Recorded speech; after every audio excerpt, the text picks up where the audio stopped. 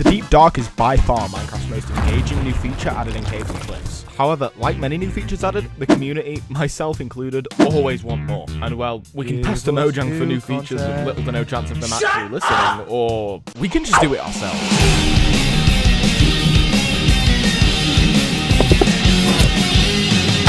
I'm going to be going over 4 of my personally chosen additions in this video. Blocks, mobs, dimensions, and items. And as I've just said, let's start with the blocks. The blocks in the Deep Dark consist of 4 key fundamentals. Look at me using my big words. Skulk, the Skulk Catalyst, which spreads the Skulk blocks to the blocks around it. The Skulk Sensor, that detects vibrations, plus has uses outside of its origin scenario. And finally, the Skulk Shrieker, which shrieks if a Skulk Sensor detects a player's movement, summoning the Warden, a mob we will soon be talking about. Let's start with expanding the Skulk. God, that's gonna get repetitive and hard to say. Variety is a small change which can often go a long way, and Better Skulk is a mod that perfectly reminds me of this. It adds 3 new variants of the Skulk block, which add more depth to the Skulk as a whole. The 3 new variants of Skulk give you more experience depending on which mob or how many mobs have been killed near the block, further expanding upon how the Skulk in vanilla works as an XP bank, giving the player a higher rarity Skulk block depending on which type of mob they've killed. Killing a stronger mob gives you a rarer Skulk block. Pretty self-explanatory, to be honest. And on to something with an interface. The Echo Chest mod adds a brand new type of chest to the Deep Dark. It works just like a regular chest, but any items and experience dropped near the chest will be quickly sucked inside, making this block useful for many mob farms, and giving the player more ways to design their elaborate slaughter factories. You can also convert the XP inside into bottles of enchanting for your own use. And hey, if you're a more decorative person, the Sculpt mod adds a few functional blocks and items, but mostly flora for the Deep Dark. That'll make your terror just that little bit more pretty. While not entirely changing the ancient cities, adding these new blocks to the Deep Dark does give more reasons for the player to go down there, which I think it's severely lacking in vanilla. Right now, the only reason is really loot and redstone? Wireless redstone? Is it even wireless redstone? I don't even know.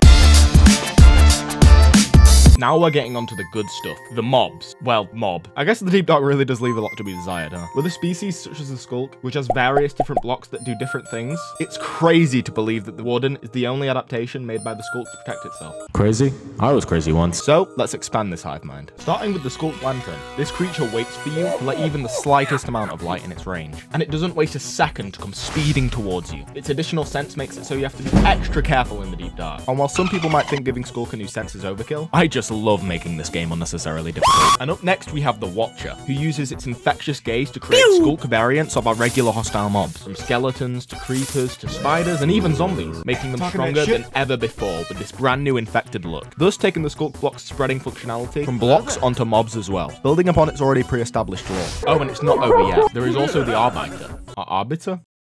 Arbiter. However you say it, I don't really know. This is a worm-like mob that can burrow underground, infect mobs just like the Watcher, and if a player stays in one place for too long, Skulk dust will begin to gather around them, which is how the Arbiter is going to sense your location. These various new threats add a whole new sense of danger to the Deep Dark, which while already present in vanilla, doesn't hurt to build upon. In any corner, any one of these creatures could be lurking to try and keep the player away from their domain, or even their dimension. Ooh. Okay, let's be honest. Everyone and their grandma has heard the theories of a brand new dimension at this point. In the middle of the ancient city sits a huge head that looks strikingly similar to the Warden's and also has suspiciously unbreakable blocks built into it. They are just teasing us hard! But why wait? Why not make these dreams a reality? By killing the Warden, you can get yourself a Heart of the Deep. Use it on a portal and you'll open the gateway to the other side. Bum bum bum! Sound like a Disney villain. The other side is a cavernous dimension, which we can assume is even further underground than the Deep Dark, or just in a realm of its own. It's really up to your own interpretation here. But wherever it is, the player cannot see in this dimension. You'll have a permanent darkness effect if you're not wearing the brand new Warden helmet, which is 1/4 of a new Warden armor set, which can be created with resources found in the Deep Dark. Or the other side if you're really bad at decision making. One of the biomes we could find here could be the Deeplands, consisting of mostly Skulk and Skulkstone. It'd be kind of like the Nether Wastes, but for the other side, and it would inhabit large groups of phantoms who would fly around the caverns, along with various Skulk-themed creatures which would be exclusive to the dimension. Kind of like the Piglins, but a bit more insect-like, building upon an area of mobs that isn't really that aggressive in Minecraft, other than the spiders. We could even have a forest-like biome, with new Echo Soil, a new dirt type which can nurture a brand new type of tree. The Echo Tree. This is just just so creative. The entire biome could be made up of purple and white blocks, and it'd be a sort of safe haven in this otherwise horrifying underworld. And additionally, to make this dimension and the regular underground even more horrifying, we could add the Sound Physics Remastered mod, which amplifies the loneliness of the other side dimension, and just the Minecraft world in general. Just listen to this clip by the mod's creator.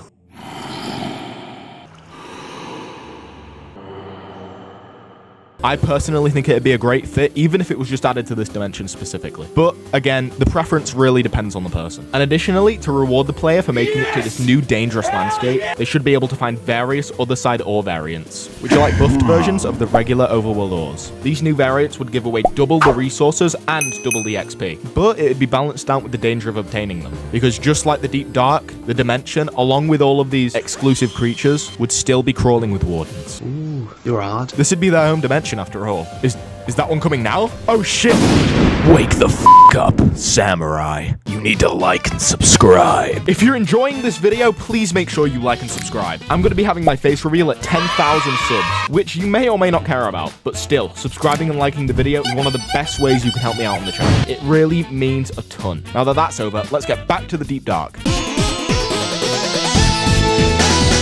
Now, this segment was going to consist of tools and all of the boring stuff that every single Deep Dark mod has for some reason. I mean, seriously, it's getting worse than Emerald Armor. That's just saying something. But besides all that, let's start off with an item to expand the progression in Minecraft. This mod adds a new step to getting to the end dimension, requiring the player to obtain an Echo Lighter from the Deep Dark before even attempting to light the portal. This simple new item encourages exploration and gives a new layer to Minecraft's gameplay that is simply not in vanilla. In regular Minecraft, you can just go to the end and beat the game without ever visiting the ancient city, which just really shouldn't be how it is. I get that Minecraft's meant to be your own story, but after over a decade, the progression should be expanded. But let's also add a new enchantment called Occlusion, which cancels out vibrations which were caused by the player, making evading the warden a hell of a lot easier, which of course the use for is just pretty self-explanatory. It means you don't have to fear for your life as much, which I and many others do far too much in the Deep Dark. And finally, let's add a new Deep Dark exclusive weapon, the Warden Spear. Even though it has an incredibly uncreative name, it has an unparalleled amount of power for you to wield, allowing you to replicate the Warden's sonic booms. This adds something that the Underground can have as a weapon, because in the Nether, they've got the Beacon and the Nether Star, which improves your stats overall. The End has the Elytra, an endgame movement upgrade, and the Oceans have the Trident, a multi-purpose unique tool. And with the addition of the Warden Spear, again, the Underground will have its own weapon. But unfortunately, or fortunately, depending on how much you liked this video, I've got nothing more for you guys. That is how I'd personally want the Deep Dark to be changed. And while I share a lot of points with other people, I hope I brought some new ones to the table as well. With that, I hope you enjoyed. I hope you have a blast with all of these mods, which you can find in the description below, and I hope that you subscribe for more. I've been Outros, and I'll see you next time. By the way, if you want your name to be featured in these end credits, my Patreon is in the description below. It only costs £3 a month and would really help me out a lot. Have a great day or night, guys.